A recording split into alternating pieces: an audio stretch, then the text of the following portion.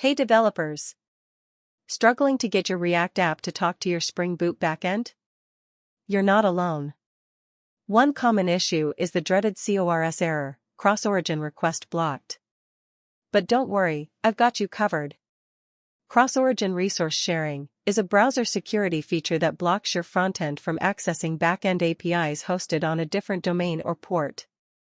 To fix this in Spring Boot, you can use the @cross-origin annotation directly on your controller or endpoints, specifying the allowed origin, like http://localhost 3000. For a global solution, create a WebMvcConfigurer bean in your configuration class and use the add_CORS mappings method to allow specific origins and HTTP methods across your API. Once configured, your React app should connect seamlessly to the backend. Always remember to restrict origins to trusted domains in production for security.